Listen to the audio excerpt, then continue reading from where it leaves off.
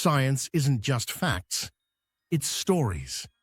Neon is the element that got famous for being bright and loud, while also being chemically antisocial and emotionally unavailable. It's element number 10, a noble gas, and it basically spends its entire existence refusing to interact with anyone until you hit it with electricity. Then it turns into a glowing show-off. Neon is in the far right column of the periodic table with the other noble gases. That column is like the VIP lounge of atoms.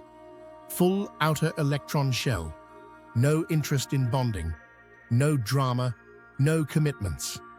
Neon's outer shell is already complete, so it doesn't want to share electrons, steal electrons, or even make eye contact with other elements. It's not lazy, it's just fully satisfied. Here's the funny part. Neon is in the air all around you, but barely. It's only about 18 parts per million of Earth's atmosphere. That's not rare, like diamonds. That's good luck finding it in a stadium full of oxygen and nitrogen rare. So we don't mine neon. We basically extract it as a side quest when industry is already making oxygen and nitrogen.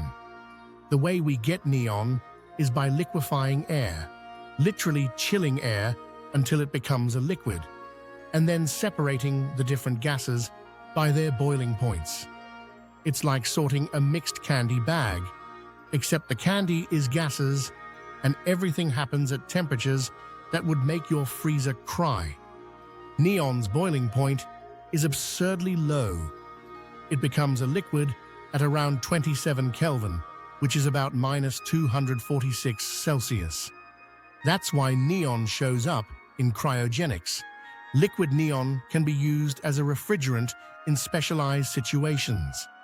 It's colder than liquid nitrogen, warmer than liquid helium, and it sits in this awkward niche where it's useful, but only if you have the kind of job where 27 Kelvin sounds like a reasonable Tuesday. Now let's talk about the glow, because that's what everyone cares about. In a neon tube, you apply high voltage across sealed gas. The electric field accelerates electrons.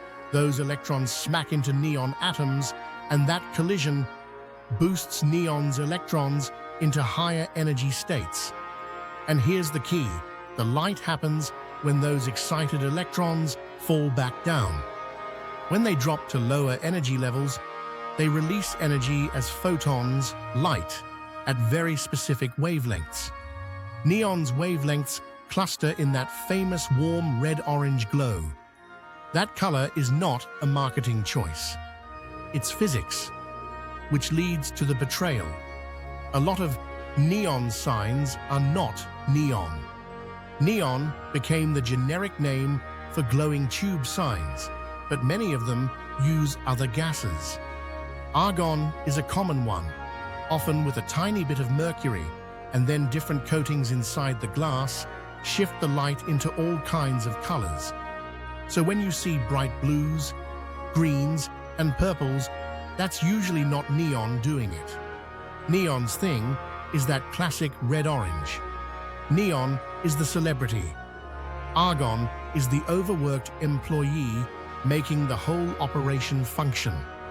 Neon was discovered in the late 1800s when scientists were basically speed-running the atmosphere. Two researchers, William Ramsay and Morris Travers, cooled air, distilled it, and found a new gas that produced a distinctive spectrum and glow. They named it neon, from a Greek word meaning new, which is fitting, because at the time, pulling new elements out of thin air was basically the ultimate flex. Neon also has a second career as a laser ingredient. The helium neon laser is one of the most famous classic lab lasers because it's stable and produces a clean red beam. Helium helps transfer energy efficiently. Neon is the part that actually does the light emission, and together they produce that crisp laser output that screams science class, and alignment tool at the same time. Chemically, neon is almost completely inert. It does not like forming compounds, and under normal conditions, it basically refuses. Scientists can force weird neon-containing species to exist in extreme lab conditions, but neon compounds are not something you casually buy.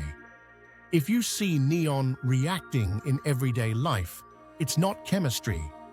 It's electricity making neon glow while it continues to ignore everyone. Because neon is inert, it's also useful in situations where you want a gas that won't react, corrode, or cause chaos. You'll see it used in high-voltage indicators, certain vacuum tube applications, and specialized instrumentation. And in modern industry, neon became a surprisingly big deal because it's used in parts of the semiconductor manufacturing ecosystem, especially where high-performance lasers are involved. Neon isn't becoming your microchip, but it can be part of the machinery that makes microchips possible, which means supply disruptions can get spicy. And this is where neon gets extra weird. Even though it's a tiny trace gas in the air, neon supply depends on industrial infrastructure. Neon is usually collected as a byproduct of air separation plants, so how much neon is available is tied to how much oxygen and nitrogen industry is producing and how much neon purification capacity exists. So neon shortages aren't about the planet running out. They're about logistics, purification, and the fact that reality is held together with supply chains and duct tape. Neon also has a cosmic origin story. Neon is forged inside stars. In massive stars, fusion processes build up heavier elements over time, and neon is one of those mid-weight elements created as stars evolve. So the neon in a glowing sign has an absurdly poetic backstory. It was made in the core of a star, wandered the universe, ended up as a trace ingredient in Earth's atmosphere, got captured by industrial cryogenic distillation, and then sealed into glass to advertise pizza, which is honestly the most human ending possible. Neon is colorless, odorless, and non-toxic, and it doesn't burn or support combustion. The main hazard is the same as any inert gas. In an enclosed space, if it displaces oxygen, you can have an asphyxiation risk. Neon won't poison you. It'll just quietly take up the room like a polite ghost. So neon is basically the element version of a quiet person at a party who refuses to socialize. Until the music hits, the lights go on, and suddenly they're the most memorable thing in the room. Inert when left alone, brilliant when energized, and iconic enough that we named an entire aesthetic after it, even when it's not actually neon doing the glowing.